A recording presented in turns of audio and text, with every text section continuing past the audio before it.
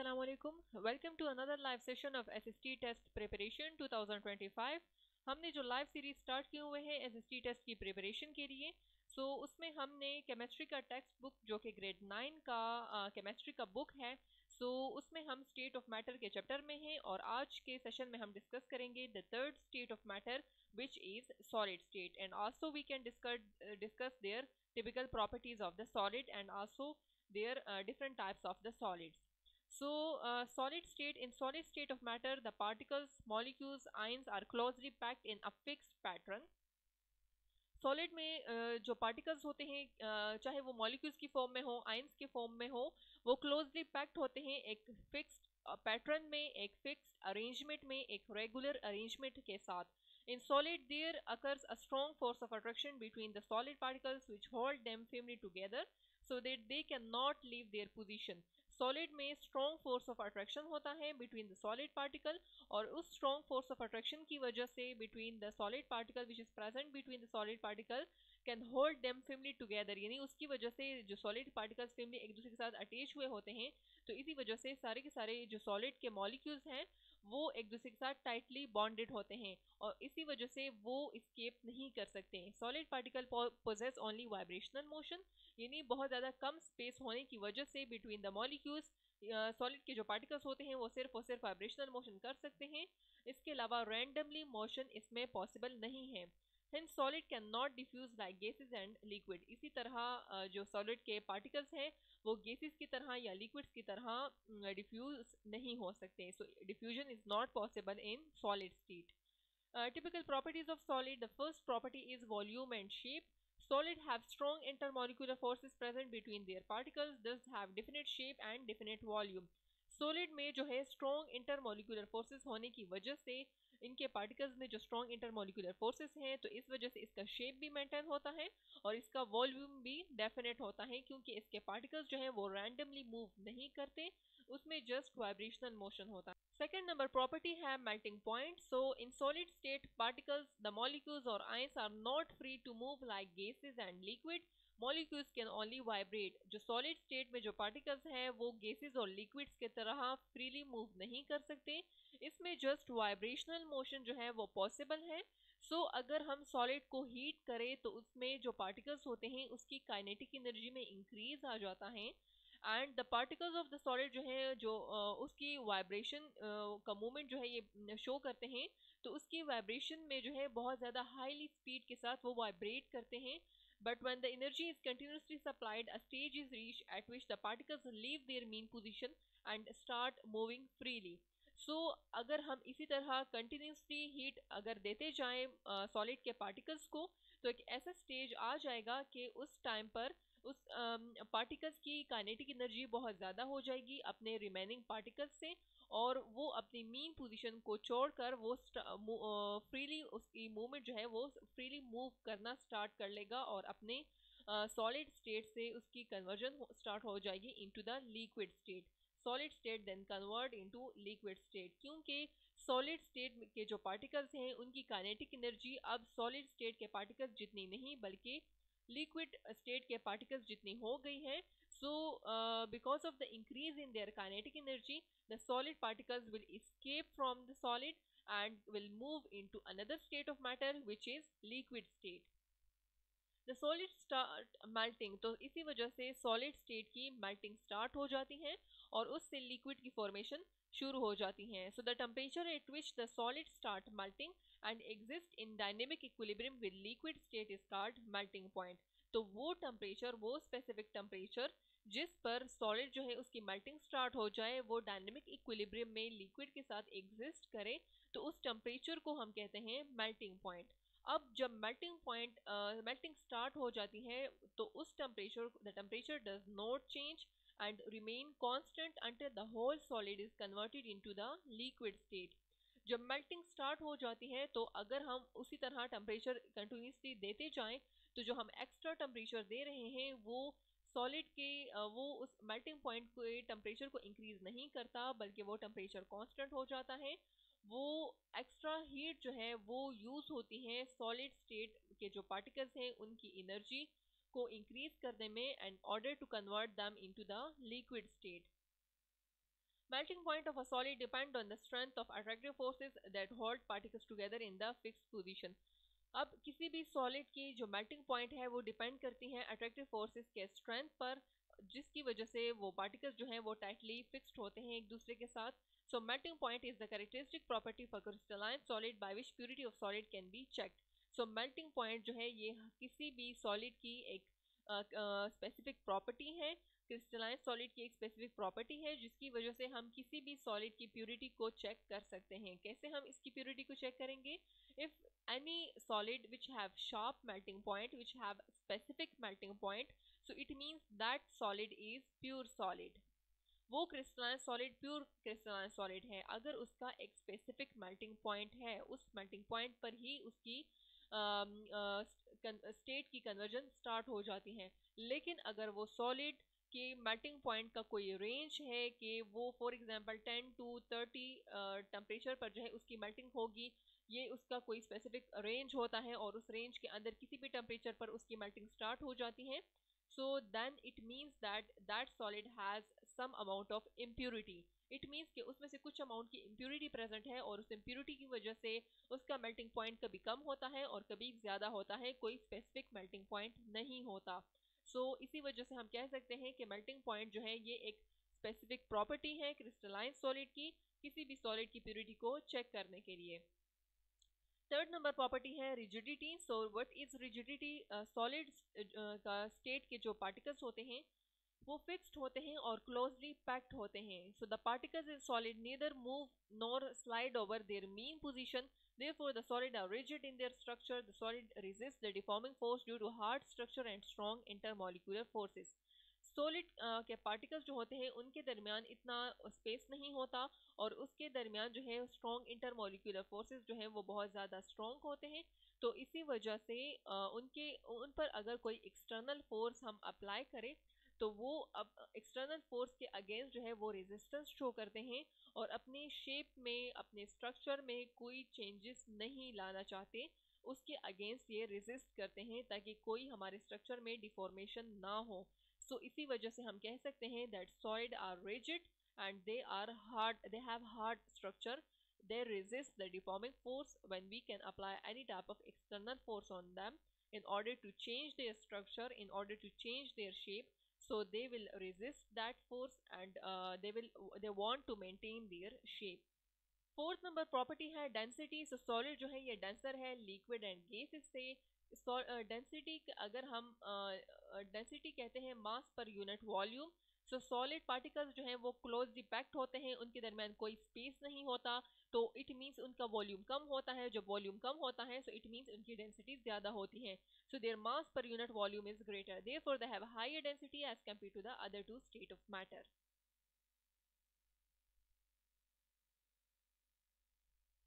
Then we have comparison. ये एक table है जिसमें से कंपैरिजन दिखाए गए हैं between the solid, liquid and gases.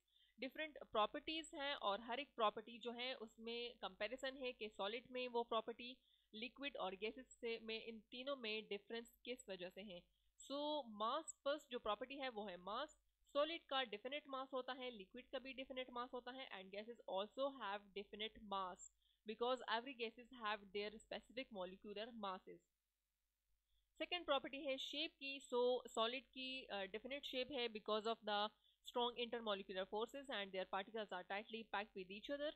Liquid जो है acquire the shape of the container. Liquid में जो है रैंडमली उसकी पार्टिकल्स के में स्लाइडली ये मूव करते हैं because of the increase in the space between the liquid particles. तो इसी वजह से ये जिस कंटेनर में हम इसको डाल दें वही कंटेनर का शेप ये एक्वायर कर लेता है.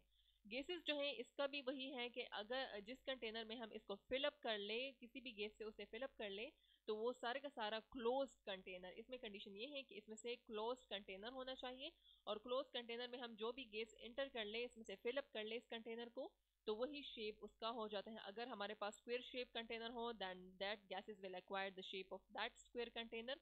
अगर सर्कल फॉर्म में हो तो depend upon the shape of the container gases will acquire that shape. Third property है वॉल्यूम. सॉलिड की डेफिनेट वॉल्यूम है. क्यों? उसकी because of the strong intermolecular forces and the decrease in the space between the particles of the solid. Liquid जो है उसकी भी definite volume है इसके अलावा गैसेस जो हैं इसके इंडेफिनिट वॉल्यूम है, क्योंकि अगर हम किसी कमरे में या रूम में हम कोई गैस को छोड़ दे तो वो सारा का सारा रूम जो है वो फिलअप कर लेता है, उसका कोई स्पेसिफिक वॉल्यूम नहीं होता जिसकी वजह से हम उसे मेजर कर सकें। अगर लिक्विड की बात करें तो अगर हम गिलास में पानी डाल दें तो इसका एक डेफिनेट वॉल्यूम होता है और हम मेजरमेंट के थ्रू इसका वॉल्यूम मेजर कर सकते हैं। फोर्थ नंबर प्रॉपर्टी है कंप्रेसिबिलिटी। सॉलिड में कंप्रेसिबिलिटी पॉसिबल नहीं है, क्योंकि सॉलिड कंप्रेसिबिलिटी जो है ये डिपेंड करता है the space between the particles. Solid के दरमियान को पार्टिकल्स सॉलिड में पार्टिकल्स के दरमियान कोई स्पेस नहीं होता, इस वजह से compressibility is not possible in solid. Liquid में जो है लिटिल बिट स्पेसेस होता है बिटवीन द लिक्विड पार्टिकल्स, तो इसी वजह से ऑलमोस्ट निग्लिजिबल है। गैसेस के दरमियान बहुत ज़्यादा स्पेस होता है between the particles of the gases, तो इसी वजह से they are highly compressible. Fifth number property है फ्लूइडिटी। फ्लूइडिटी जो है सॉलिड जो होते हैं वो फ्लूइडिटी की property is not possible in solid, क्योंकि सॉलिड जो होते हैं वो सॉलिड स्टेट में होते हैं, वो रिजिड स्ट्रक्चर होता है इसका, तो ये फ्लो नहीं कर सकते। लिक्विड जो है they can flow, this is the specific property of liquid, but the gases can also flow. This is very important according to MCQ, either gases can flow or not, so fluidity is also the property of gases. Six number property है कि rigidity.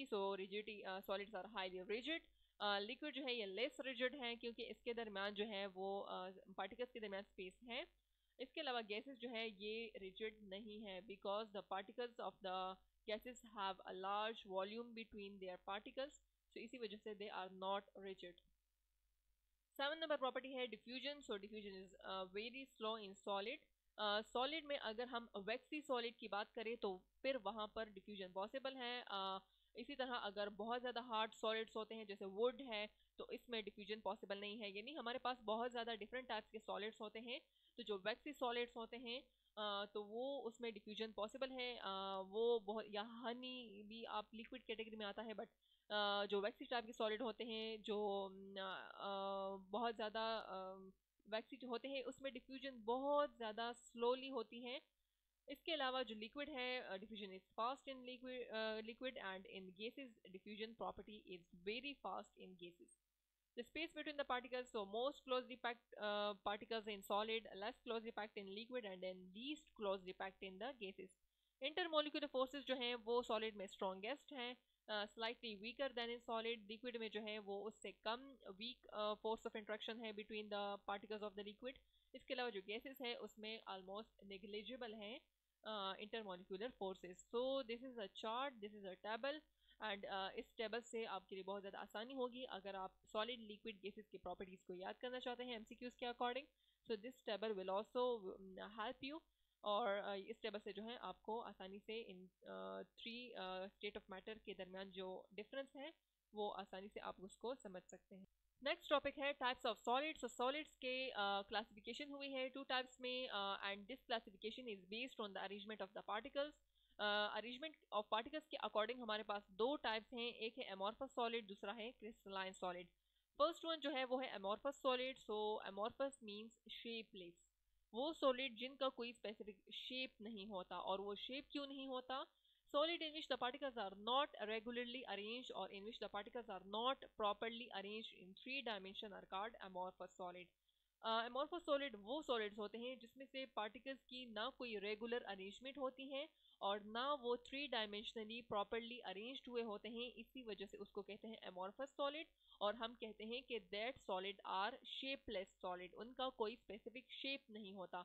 In simple words, we can say that amorphous solid are one that lack ordered arrangement of its particle। या अगर हम ऐसे भी कह सकते हैं कि वो solid जिसमें से particles की arrangement orderly ना हुई हो, then that will also be called amorphous solid। amorphous solid जो होते हैं ये hard होते हैं just like true solid, but they don't have sharp melting point, इनका कोई specific melting point नहीं होता।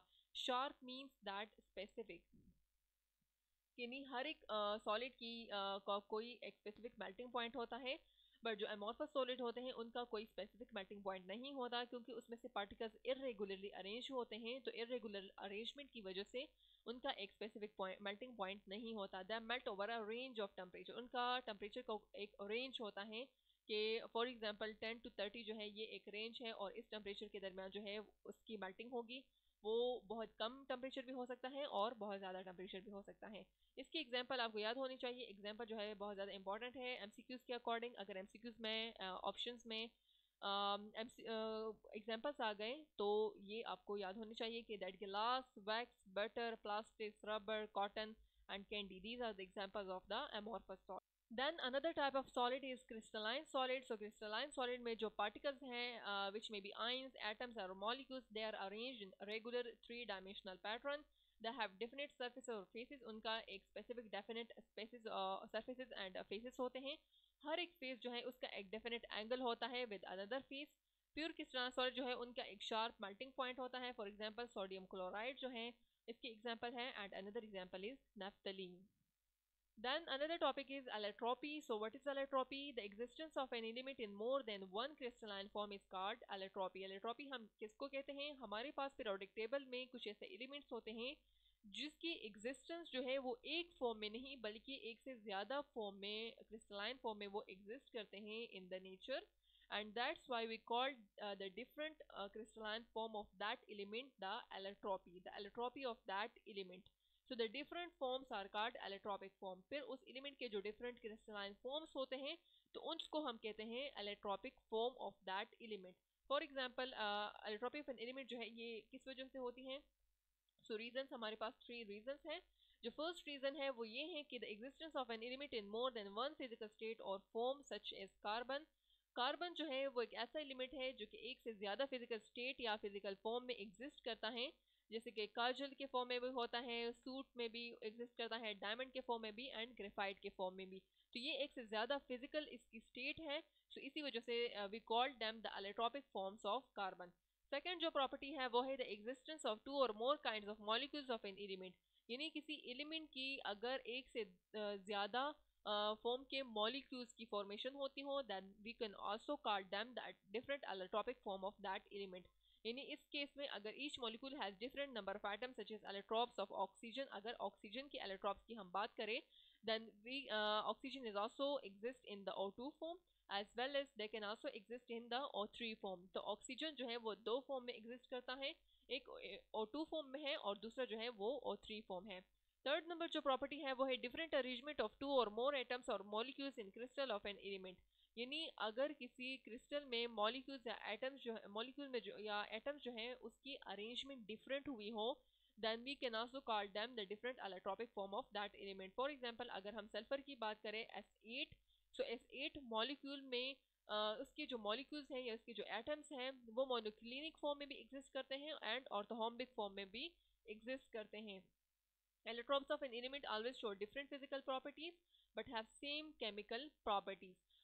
किसी भी एलिमेंट की डिफरेंट एलोट्रोपिक फॉर्म जो होते हैं उसकी फिजिकल प्रॉपर्टीज डिफरेंट होती हैं because of the difference in their physical state, because of the difference in the arrangement of atoms in their molecules and because of the existence of that molecule in different form. So इसी वजह से उनकी physical properties जो हैं वो different होती हैं।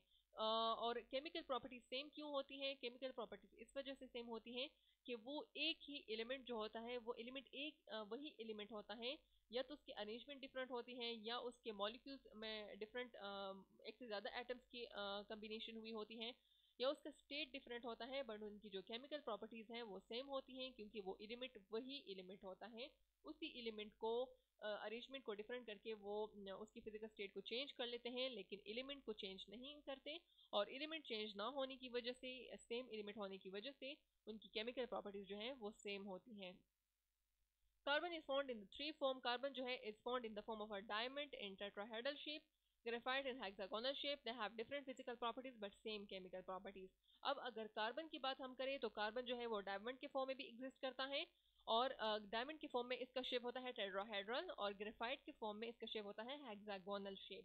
सो इसी वजह से कार्बन जो है उसकी शेप में डिफरेंस होने की वजह से उसकी फिजिकल प्रॉपर्टीज डिफरेंट है, बट कार्बन तो वही कार्बन है, उसका एटॉमिक नंबर वही एटॉमिक नंबर है, उसमें से same number of electron present है।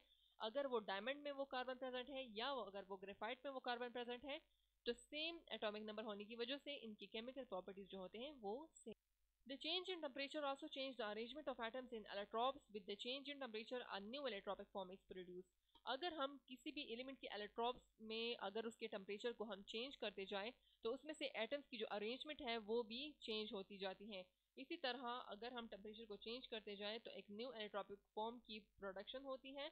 So we can also say that the temperature at which one allotrop change into another allotropic form is called transition temperature. Transition temperature हम उस temperature को कहते हैं जिस टेम्परेचर पर एक एलेक्ट्रॉपिक फॉर्म जो है उसकी कन्वर्जन होती है into another allotropic form. So then we called that temperature the transition temperature of that element. In other words, we can say that it is the temperature at which the two allotropic form of an element coexist in equilibrium with each other. हम इसी तरह भी कह सकते हैं कि अगर वो टेम्परेचर ट्रांजिशन टेम्परेचर वो टेम्परेचर है जिस पर दो डिफरेंट फॉर्म्स जो हैं वो या दो डिफरेंट एलेक्ट्रॉपिक फॉर्म्स जो हैं वो इक्विलिब्रियम स्टेट में एग्जिस्ट करते हों, then we can also call that the transition temperature of that element. For example, अगर S8 की बात हम करें then 95.5 degree temperature is the transition temperature of S8 sulfur molecules in which the two allotropic forms orthorhombic and monoclinic can exist in the equilibrium state. Then we have 13.2 degree temperature is that temperature at which the tin can exist in the two different allotropic forms. First form is grey tin, their shape is cubic, और जो दूसरा है वो है white tin जिसका shape है tetragonal. So ये grey tin और white tin जो है ये equilibrium state में exist करते हैं at temperature 13.2. Then we have another temperature which is 128.5 degree temperature. ये वो transition temperature है जिस पर पोटेशियम नाइट्रेट जो है वो दो फॉर्म में इक्विलिब्रियम स्टेट में एग्जिस्ट करता है, एक रोम्बोहेड्रल और दूसरा ऑर्थोहॉम्बिक. फिर है allotropes of carbon. So carbon जो है वो एग्जिस्ट करता है in crystalline allotropic form as well as non crystalline or amorphous allotropic form. Carbon दोनों फॉर्म में एग्जिस्ट कर सकता है, क्रिस्टलाइन एलेट्रॉपिक फॉर्म में भी और non crystalline or amorphous allotropic form में भी. बट कार्बन जो 3 क्रिस्टलाइन उसके क्रिस्टलाइन एलेट्रॉपिक फॉर्म है तो उसमें से 3 फॉर्म में एग्जिस्ट करता है. पहला डायमंड, दूसरा ग्रेफाइट एंड तीसरा buckyball. Carbon can also exist in non crystalline or amorphous allotropic form such as coal, coke है, चारकोल है, लैम्प ब्लैक है. We also discuss the crystalline allotropic form in detail. First one जो है वो है structure of diamond. अब जो diamond है this is a crystalline allotropic form of carbon. Diamond में कार्बन जो है वो एग्जिस्ट करता है क्यूबिक फॉर्म में. हर एक कार्बन जो है वो टेट्राहेड्रली बॉन्डेड है विद अनदर 4 कार्बन एटम. हर एक कार्बन की टेट्राहेड्रल अरेंजमेंट हुई है with another 4 carbon atom. So it means that carbon की वैलेंसी 4 है और वो 4 की 4 वैलेंसी को फिलअप करता है with another carbon atoms. So इसी वजह से कार्बन जो है वो अपने सारे के सारे वैलेंस इलेक्ट्रॉन को यूटिलाइज करता है in order to form covalent bond with another carbon atom. So इसी वजह से कोवलेंट बॉन्ड जो है ये स्ट्रॉन्ग बॉन्ड होता है. सो डायमंड भी हार्ड होता है और उसका मेल्टिंग पॉइंट भी इस वजह से ज़्यादा होता है. डायमंड जो है ये बेड कंडक्टर ऑफ इलेक्ट्रिसिटी है क्योंकि सारे के सारे 4 वैलेंस इलेक्ट्रॉन उसने यूटिलाइज कर लिए हैं in formation of covalent bonds so which tightly held with each other, and that's why they haven't any extra free electrons which is used for the conduction of electricity. So that's why they are the bad conductor of electricity. Then second number property है structure of graphite. graphite में क्या होता है कि हर एक carbon जो होता है वो is only covalently bonded to 3 other carbon atoms. यानी एक कार्बन जो होता है वो 3 कार्बन, यानी ये वाला सेंटर कार्बन है, ये 3 कार्बन्स के साथ इसकी अरेंजमेंट हुई है. सो इट मीन्स दैट एक इलेक्ट्रॉन जो है इसमें फ्री है. डायमंड में 4 के 4 इलेक्ट्रॉन्स को वो यूटिलाइज करता है, but in graphite they can utilize only 3 electron and form covalent bond with another 3 carbon atoms. So carbon exists in hexagonal form. ये इसका hexagonal form में ये exist करता है. शीट्स और लेयर्स के फॉर्म में इसकी अरेंजमेंट हुई है. ये एक शीट है, ये दूसरा शीट है और ये तीसरा शीट है. अब इन शीट्स के दरमियान इसकी जो कनेक्शन है, so this connection is because of the weak van der Waal forces. These sheets linked with other carbon atom by weak attractive forces. These sheets slide over each other. तो ये sheets जो हैं वो एक दूसरे के ऊपर स्लाइडिंग कर सकते हैं. इस वजह से हम कह सकते हैं ग्रेफाइट सॉफ्ट है. ये lubricant, it is also used as a lubricant in heavy machinery, and it is a good conductor of electricity because it has free electron available. ये जो है गुड कंडक्टर ऑफ इलेक्ट्रिसिटी है क्योंकि इसमें से एक फ्री इलेक्ट्रॉन्स जो है वो अवेलेबल होता है. So this is all about the structure of graphite. Then another third number structure is structure of buckyball. Buckyball जो है ये भी क्रिस्टलाइन फॉर्म ऑफ कार्बन है। It is recently discovered in 1985। ये डेट आपको याद होना चाहिए। बकीबाल कंसिस्ट, इसमें से टोटल जो कार्बन एटम्स होते हैं वो 20 to 100 कार्बन एटम्स होते हैं। And in buckyball the atoms are arranged in a hollow cage like structure. अब ये पॉइंट्स बहुत ज़्यादा इंपॉर्टेंट है एमसीक्यू के अकॉर्डिंग। ये इसका होलो केज लाइक स्ट्रक्चर बनाता है। कार्बन एटम जो है link with each other and adopt the shape of a football की तरह इसका शेप होता है। So the in buckyball the carbon atoms join together making pentagonal hexagonal structure। या तो वह पेंटागोनल स्ट्रक्चर भी बना सकता है और हेक्सागोनल यानी पेंटागोन भी बना सकता है और हेक्सागोन भी बना सकता है। Buckyball are used as a semiconductor. ये जो है एज अ सेमीकंडक्टर भी हम इसको ये यूज हो सकता है। एज अ सुपर कंडक्टर भी यूज हो सकता है and also can use as a lubricants. सो इसके यूजेस ये हैं कि ये एज अ सेमीकंडक्टर भी काम कर सकता है, एज अ सुपर कंडक्टर भी, and this can also use as a lubricants.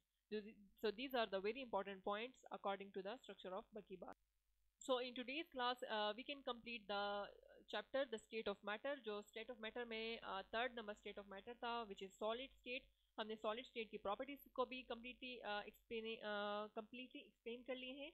इसके अलावा जो different types के solids हैं, फिर उसके बाद एलेट्रॉपिक का जो टॉपिक था वो भी हमने डिस्कस कर लिए हैं। कार्बन के डिफरेंट जो एलेट्रॉपिक फॉर्म्स हैं, डायमंड, ग्रेफाइट एंड बकीबाल, उनके स्ट्रक्चर को भी कम्प्लीटली डिटेल के साथ हमने डिस्कस कर लिए हैं आज के सेशन में। सो नेक्स्ट सेशन में हम न्यू चैप्टर स्टार्ट करेंगे। The new chapter be start in the next session. See you in the next class. अल्लाह हाफिज़।